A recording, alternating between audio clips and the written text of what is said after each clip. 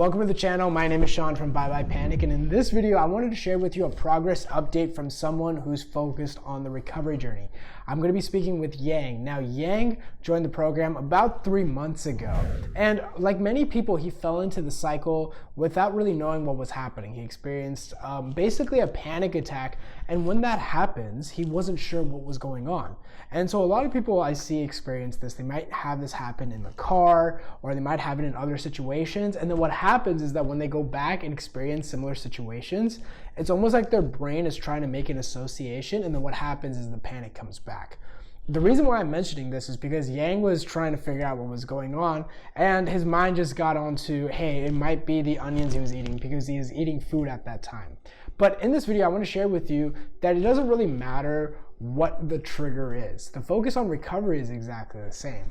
Yang is an amazing person, very great mindset. He actually has a medical background and he's from China. So it really shows you that no matter where you are in the world, the principles of recovery are universal. And so he really shares, especially towards the end of the video, a lot of the mindsets that's really helping him along the journey.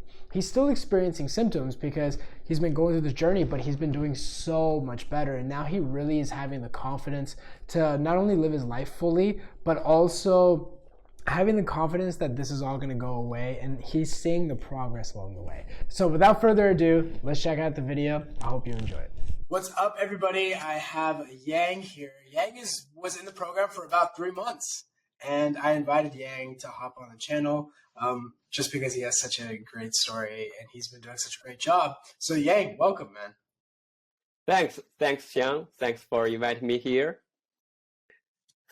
Of course, man. Of course. So Yang, everyone probably wants to know, first and foremost, what were the symptoms that you were really struggling with? What would you say? So like you said, I'm in the program for about 3 months, and I fall into the cycle about 1.5 years ago. That is December of 2021. So some of my symptoms, I think, is very strongly linked to how I fall into this cycle. So I think I may talk about how all this begin, how I fall into this cycle first, and then I can share some of my symptoms. Is that okay? Yeah, of course, yeah. Of course, yes. Yes. Okay. In the beginning, it's one day I was going to meet a friend in a cafe, and we are eating some salad, and suddenly I felt the chest. There is a very obvious heartbeat. I know it's palpitation now here. And first I didn't care about it, but it comes out again several minutes later. So my attention is here. I don't know if there is anything wrong, but I don't know. I don't have some explanation why I have this. So I'm a little worried about this. So I go out of the mall to breathe, I get some oxygen, and then this symptom are still there. And at that time, I am eating a salad, and in the salad there are food onions, the onion in the salad. So because the onion has a very special fever, so my mind, I think my brain connects the fever and this all information in that situation to my symptom. So I become worried and concerned about what if I have some heart condition? What if I get allergic? What if these symptoms get worse? So my friend sent me to the hospital. I go to the ER room and get some tests like the ECG and test my blood for the cardiac markers. The results are all right or normal. So, and at that night, my symptoms are all fade away. So I went home. I think I'm okay. It's just some food or some stimulation. It's temporary. But the next several days, I went back to work as usual. But when I am in the meeting room in my workplace, there is a fear. I found myself worried about I can't breathe because I think the room is out of oxygen. It's lack of oxygen. But I know there is enough oxygen because I in the room for many times, and all my colleagues are all great. So, and then I have the palpitation again. So, and at that time, I think something is wrong with me because I don't know how to explain this. By the way, I should mention my background is medicine. So I have many medical terms or medical imagination about this whole things. So I went to the hospital again and did some more advanced or more extra examination, like the heart ultrasound of the heart and the 24 hours ECG, the Holter, I think it's called, to monitor the heartbeat of the heart. And all the examinations are normal again. So, and the doctors don't know what this is.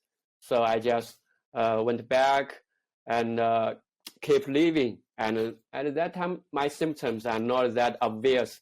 So I just kept living, yeah. But one day I went to a restaurant and eat some food. There are some ingredients in the food like onions, but it's not onions. And all this situation, all this bring back the memories of the onions. So at that time, I first experienced the panic attack. I didn't know panic attack before, even I am a medical background. And as everyone watching this video, many of you may not heard the panic attack before, like me. So when we first meet this guy, it's very horrible, I think. It can cause you like a lot out of control, fear, death, like all this horrible disaster thoughts. So after that, all the symptoms came out till now. As you asked, what is my most concerned symptoms? I can talk some of them. Yeah. First one, I think, is the fear of the audience, because I call it some food anxiety, I think. Because during the journey, when I eat food, every time my mind divides the food into safe food and dangerous food. Yeah. Safe food is the food very normal, no stimulating fever. Dangerous food is like onions or some hot food, some food that is stimulating. So every time I eat, I think I eat very carefully. Yeah, I know it's funny, but I eat very carefully every bit, every sip. So I think if there are two eyes on my head, one eye is on the plate, on the food. One eye is focused on my chest to monitoring, to listening about my chest, about my heartbeat. Yeah, I think there are two versions of me when I eat. So I think this is one of my most concerned symptoms. It's the fear of some food. Yeah.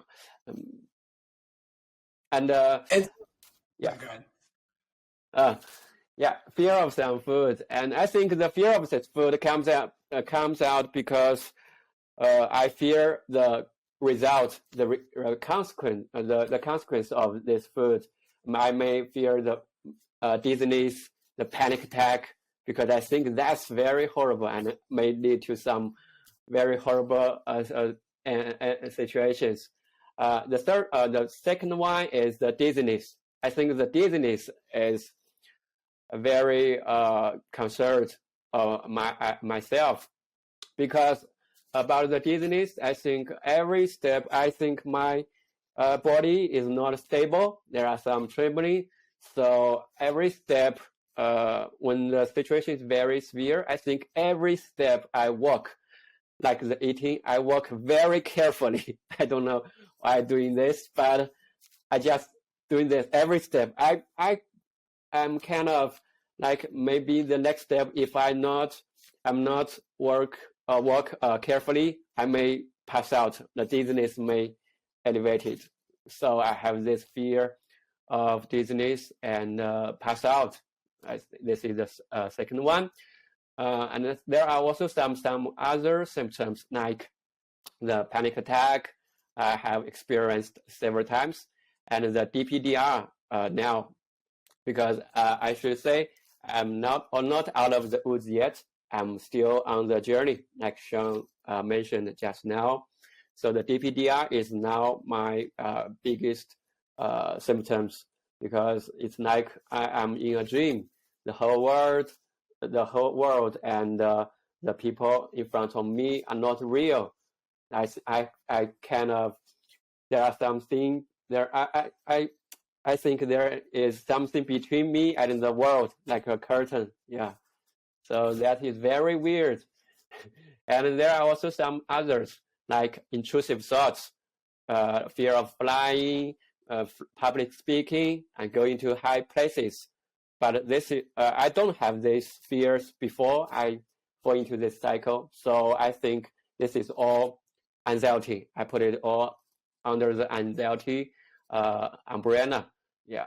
So I think this is some of my symptoms.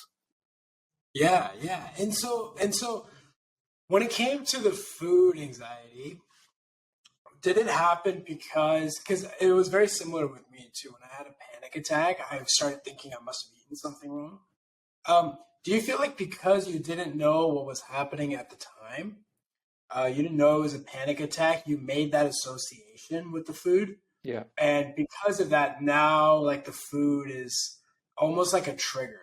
And the reason why is, Yang, you know this, right? Because there's people in the mentorship that got like a panic attack while driving.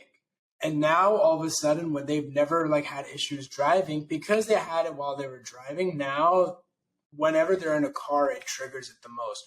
Would you say that was kind of the same thing as you, or do you feel like it's a little bit different? I think it's the same because it's a wrong association between the situation. Like it decides, I think it decides on what you are doing when you first, get the maybe some symptoms, the panic attack. Your brain may connect you, because your brain is searching and the danger where it comes from. So there may be other dangers, in the situation, but the food, the audience is most obvious, and it connects these two. Yeah, and I'm sure the mentors have told you, and even I'm sure I've mentioned it a billion times. It's so interesting how anxiety works, right? Because the mind made the association to it just because it was looking. But when you look at recovery, you realize it doesn't matter what the trigger is. It doesn't matter if it's driving, if it's the onions, or if it's like something else that's going on, right? The response, it doesn't matter what the trigger is, right? As long as you nail down the response, it doesn't really matter. Because the mind will make an association to anything. And so the answer isn't, how do I respond to this trigger? How do I respond to that trigger? It doesn't matter what the trigger is. At the end of the day, it's anxiety is anxiety, and it's just how you respond that kind of makes the difference. And that's something I really wanted to highlight to people on the channel for sure. So that happened. And so you joined the mentorship. How was your experience at the beginning of the mentorship? Like as you were like focusing on, or actually before we do that, let me take a step back. How did you find like, I guess, my work and stuff like that? Or how did you start focusing on the recovery journey, I would say? You mean how I went on this journey in the program, or? Yeah, well, how did you start realizing that this was anxiety, and how did you start focusing on, okay, I need to overcome anxiety. Like, I need to focus on overcoming. It's like, how did that journey look like to you? Were you like reading books? Were you watching videos? Like, what essentially happened? You mean what I have tried during the the journey. Okay, because I think I'm lucky enough to find your program before I get to some misleading information or misleading some other ways. Because as we talk about, there are many people, they tried many things, medicine and other ways. I think I didn't try that much. There are some of them. Like first, I think it's information, because I am in China. First, I just searched information because I don't know what this is. So I searched the internet. I searched some medical websites, both in Chinese and in English. Some of the famous medical database, like the Mayo Clinic, the website. Like this clinical and medicine website to find some information. But in that medical information, I found the information may be so medical, because because I don't think I have some severe disease. But in the website, I found most of the ways to deal with this. They emphasize on the drugs and some exercise, like the breath technique, that one. But I don't think that works for me. I tried some of them, the technique, but I don't take any drugs or this journey. And the second information source, I think I mentioned, is some Chinese forum, because not like the English world, the information in Chinese is not that much, and many of them, I can say all of them, is misleading, because many of them are sharing how using some drugs, get some rest when you have the panic attack. And I'm lucky enough to get a name of this Clear Weeks. Yeah, Clear Weeks. I found this name in the forum. Someone mentioned it. So I searched this name on Google, on YouTube.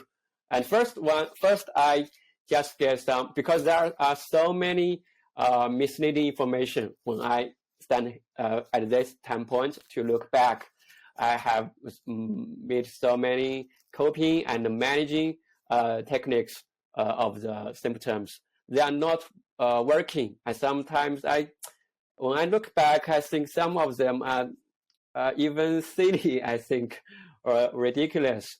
But at that time, I don't have other options. So every technique, every ways I found, I will have a try at least. And then I joined some other program, and not long before, because maybe I watched so many or searched the Clear Weeks, the keywords. Not long after that, I found your channel. So I think I didn't go a very long way to get to the right information. Yeah. And during the journey, I also, because it's a mind journey, it's not a physical journey, I think. So sometimes when I'm alone, I think I also get a frustration and not have the courage, because we know this is a journey, needs some courage. So sometimes I also watched some TV show to give me courage, like the Band of Brothers. Yeah, I think this war, yeah, the TV show may give me some courage, and it did. And here I can give an example of how I face the food anxieties, because after the panic attack, after I fall into this cycle, I think in my whole life in the future, I may not have the courage or to eat the onions again, because I know I ate it, I will have the symptoms. I will have the panic attack. It's very horrible. I think I will never eat it. So the fear is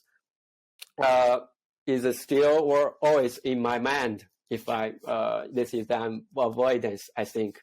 So first, how I overcome this? First, I ask my mom, if have I ate onions before? Have you made onions for me when I'm in my childhood? My mom said, I made so many of onions for you to eat. And I also, and I also know I have eaten so many of them in the past. So I know I'm not allergic to the onions. So the second step, I ask my mom to make some onions, and they are fried. Yeah, not fresh onions, step by step for me to eat. And my mom sits before me. I will ask her to watch me eating this if something bad happens. And first, when I face this fear, face the food, I think the anxiety level elevated very, very obvious because I faced it directly. And after that, I keep eating onions maybe 3 times, 4 times a week. And sometimes I even found it's delicious and it tastes good. So I think this is a very big change or very big progress after I joined this program and get the courage and the mindset of how I deal with every situation, every symptoms it comes. So, and it's funny to share another thing about the onions. One day, I make a bowl of onions, and I know when I eat it, the anxiety will come out. So I need some courage. So I play a video game. I found a video game. At that time, I'm playing a video game called Little Nightmares. Yeah, I make up.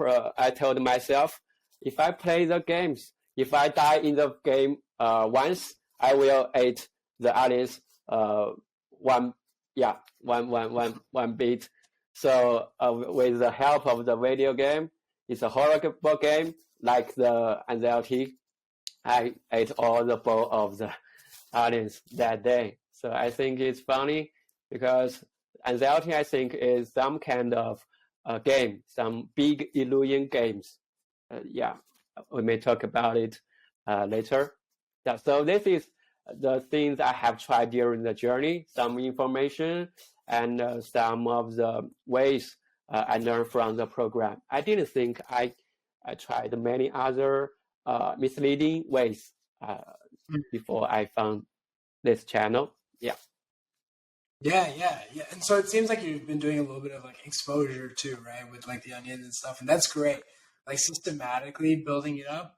And so you started the program, you've been in there 3 months, you're still on your journey. How are you doing now in terms of like living life and just the clarity? And, we were both talking about it.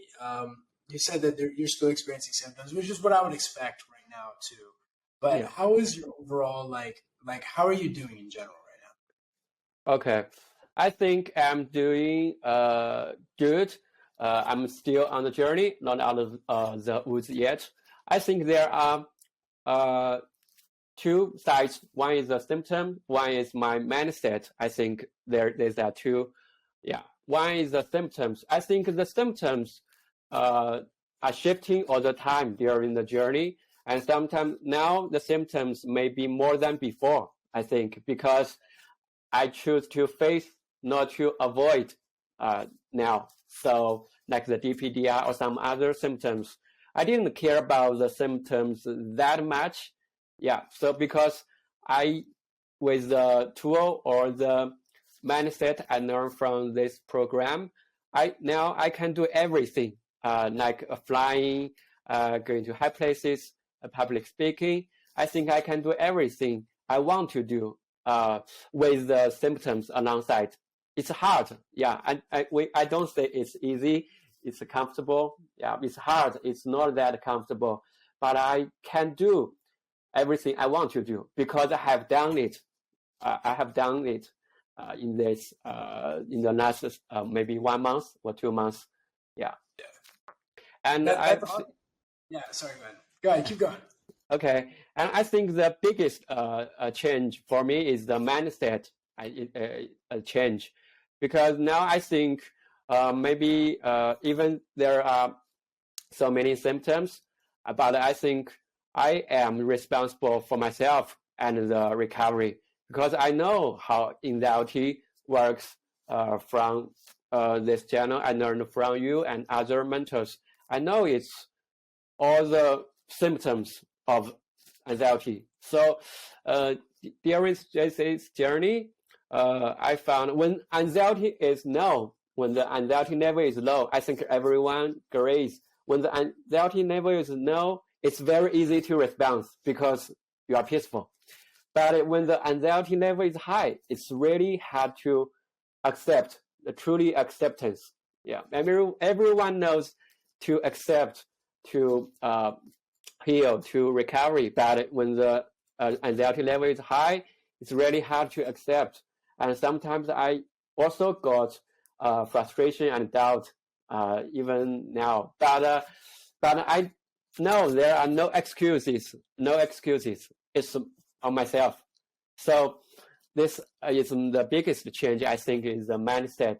I am responsible and I have confidence to keep going. And I also, I'm in China and I am medicine background. And during this journey, during the program, I also found myself, there may be some responsibilities came out, because I also want to help others like me.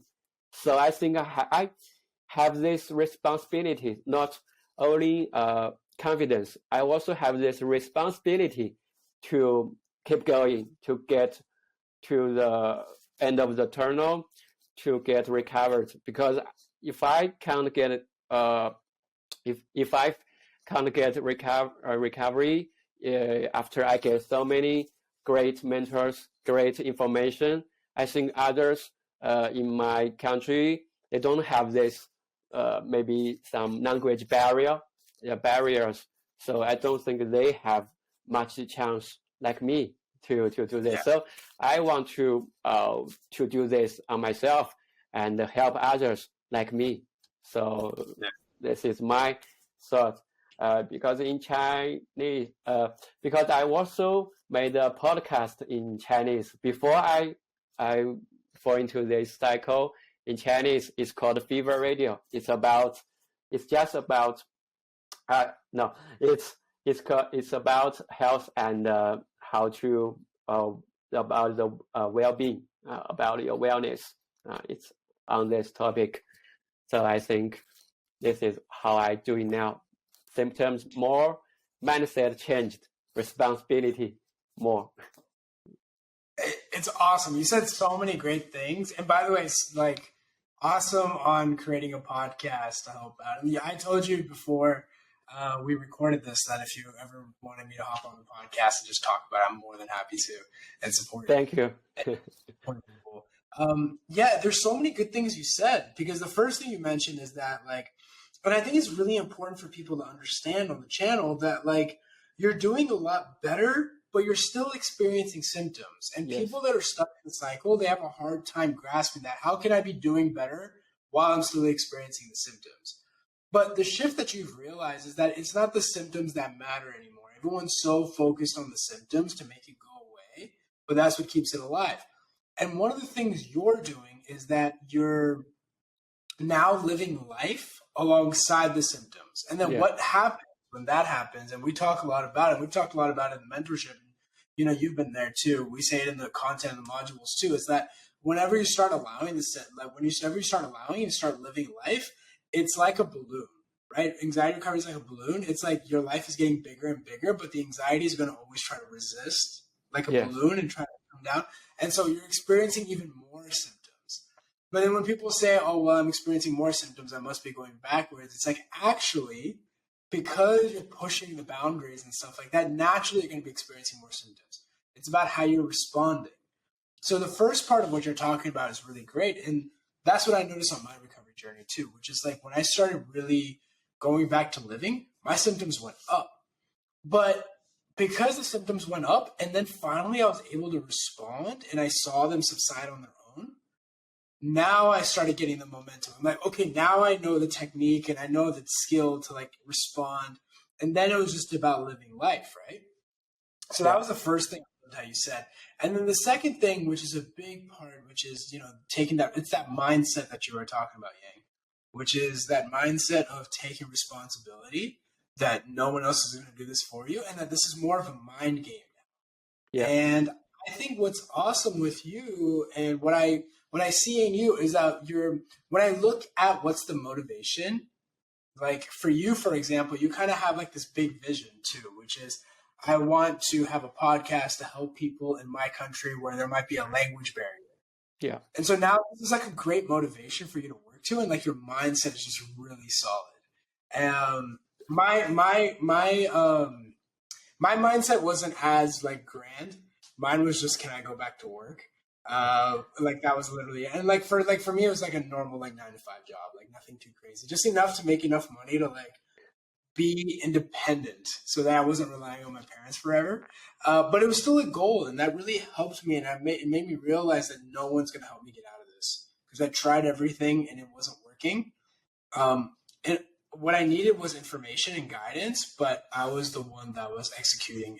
And that's what's really great about you too, is you've owned that piece so well. And it's amazing. It's great to see like how much progress you've really made in the last 3 months in terms of all those elements. And you'll see as you progress, the symptoms falling off happen on its own as a consequence down the line. What I really look at is, what's the mindset? How are they responding? And what is their patience like? What is their consistency like? If those 3 things are in place, the symptoms will go away on its own, no problem. And so that's really one of the greatest things about you, man. So that's been really great. Thank you. Because I think everyone, like myself, we all want to be the old version of ourselves before this cycle. We want to go back to that time. So I also want to be the old version of me, the old me, because this journey is not, maybe how we face it is simple, but not easy. It's hard and needs many consistency and courage during this journey. Yes. Yeah. And one of the things, I made a video on this before, which was like, I was chasing the old version. I was trying to go back to old Shaan. Yeah. And then what I realized is that my life is better than old Shaan's. Like, I'm doing more things. I'm handling more stress. I'm more confident. I'm all these things. So it was like me chasing old Shaan seems silly now. It's like, well, I mean, and so one of the good things is that you will be your old version, but you'll also be like a 2.0 version too. I'm sure you saw, Yang, like in the program, this even happens in the program. Sometimes people will have like limiting beliefs.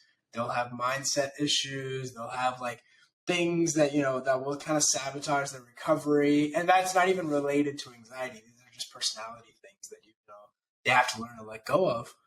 And so when you're going through the recovery journey, you have to learn to let go of those things, right? Like learn to be patient. How to respond, like emotionally regulate. These are all the things like you have to learn through the recovery journey. So I always say you become like a 2.0 version of yourself. You become like a more self-developed version of yourself. So it's really great. But yeah, you go back to your old self too at the same time. It's that old Yang is still there. It's still there. It's just a matter of like, as this problem starts disappearing, old Yang comes back on its own. Like, you don't have to do anything. And so that's really the great part about it. Yeah. Yes. Yeah. What would you tell somebody right now who's on the channel, who's listening, who feels like, you know, they've just hit rock bottom, that they don't know what to do? Like, what is some advice that you would give that person? Okay, on this part, I want to share maybe some keywords and some aha moments of myself. I think this my experience may help others and know some just knowledge or some knowledge I learned from the program and the mentors. First, I think is in a big view, I think this anxiety, we should treat it like it's not an enemy of us. It's not an enemy of us to deal with, to fight. It's a very strong protecting mechanism of our body. So all the symptoms, all the hard days, the bad days you experience, I experience, I think they are all proof of how strong our body and man is, not the opposite, not how weak it is. Because the symptoms, the anxiety is so obvious, so high. Why? Because our body wanted to help our body, help you so much, because it wants you to survive, to go on living. Yeah, it wants to keep you survive. So it's on its survival mode. So I think this is first, it's a protective mechanism, but just wrong, or in this modern society, as we mentioned before, it may not cause some trouble. And the second, as I mentioned just now, I treat it like a big illusion video game, because the game is so real, because it's in real life. It's so real, and symptoms are real, physical symptoms. Your heart is beating, your palms are sweating. So it's so real to trick you because it's so real. But like in a video game, there is always a bug. There is always a bug. You can find a way out, because you can find sometimes there is something wrong. There are some aha moments. You know why this comes out. What if that is a pattern, or there is a way out? There are some aha moments of myself. I may share some of them. One is, just now we talk about the old version and the new version of ourselves. There is a story and experience of myself. There are maybe 2 or 3 times. One day I was in a park. I work in the park, and I'm experiencing very high anxiety, the DPDR, and this is a mirror time, I think, because there is a mirror in the toilet of the park. So when I experience the anxiety I'm feeling very much of myself, I look the mirror. In the mirror, there is a version of me. I look in the mirror, that version, the mirror Yang, is watching myself. But I saw him, he is so peaceful, like there is nothing special. But I am experiencing the symptoms so high, so anxiety. So at that time, I saw it's me, it's real time. I like the mirror Yang is telling myself, it's all right, it's all in your brain, because I see him, it's my old version. The old version is there. So I think this is maybe like a dream. But from this moment, I get the conclusion. This is all in my mindset, not about my body. Not some real medical disease. This is a mirror time. And second, keywords I want to share is pattern, because the pattern, this word helped me a lot during this journey, because every time in the situation, it's the same situation, same kind of pattern, same kind of symptoms, same kind of pack of symptoms, like a panic attack, dizziness, hot flash the whole body, and then trembling body, and then panic. And there are no other symptoms, like no your eye hurting, no this symptom. Every time is this combination, this 3 guys, it's 3 symptoms guys. Every time I got in the restaurant, these 3 guys came out.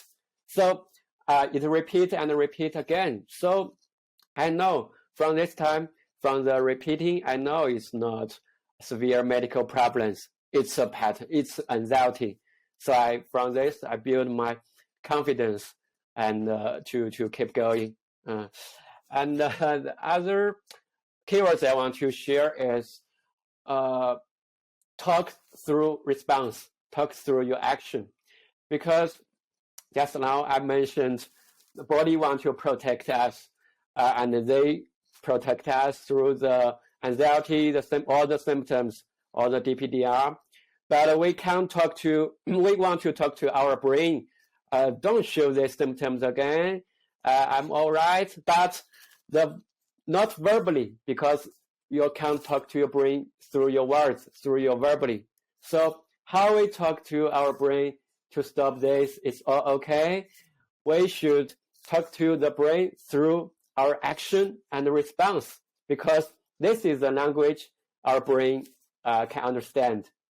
You just keep doing, refocusing on what you are doing on your regular routine. So you repeat, because the anxiety repeats as its cycle, and you should not get into his cycle. You should repeat in your life cycle, and through your life cycle, you act and your response as yourself. So through this way, you talk to your brain through your response and your everyday and daily action. So I think as the time goes on, as Shaan mentioned, the symptoms will subside by itself. Yeah, I think this is talk through response. Yeah, not verbally with some fear. This not working, because your brain don't know this language. Yeah, it just know the response and action. And the last keyword I think is trust. Is the word trust. We should trust our body, trust our hand, trust our heart, trust our mind. As Clearwake's mentioned in this book, I think she mentioned, yes, it's a trembling hand, it's a palpitation heart, but it's still a good heart, a good hand to work, to keep you living, to keep you doing things. So you can do it. Even it's trembling, you can grab water, you can drink water. So just keep doing what you should do, focusing on your life, plan things around your life, not the anxiety. Yeah. So just like I think it's Winston Churchill, his sayings. He says, if you are going through hell, just keep going. Yeah, I think yes. So this is my what I can share to someone in the same shoes during the journey. Yeah. These are also, I was actually writing a couple of them down. I love the talk to your brain through your response and action. And I mean, all those phrases were kind of, I love it, all of it. If you're going through hell, keep going too. I want to put that in, like how, in our, in the mentorship at the beginning, before everyone hops on the call, there's all these quotes. Yes. Throw that on there. Thank you. Thank you. Yeah. Because I think when the anxiety level is high, our mind is low. We can't think of all the knowledges we learn. We just can think of some golden sentences or some keywords, and first we grab it and act. So every time I think the pattern, response, and like this, so I just doing this. I love it. Yang, I appreciate you hopping on the channel. You've done a great job. The mentors and I, Mirka, Kaylee, everybody, super happy with the work you put in. We're so glad. And yeah, you're on the journey, but like you're in a really good place. Like you're gonna be still like going through the journey, but like the building blocks are there. So it's just a matter of navigating through that, and you've done a fantastic job. So really glad. Let me know when you do the podcast, and let me know when I can do that. Thank you. It's my pleasure to talk to you, and thanks from my heart to you and all the mentors and this whole program, the BBP program. It not only helped me, and I think also helped many others like me. Yeah, thank you. Of course, man. Of course, dude. So I hope everybody enjoyed this video, and I will see you in the next one.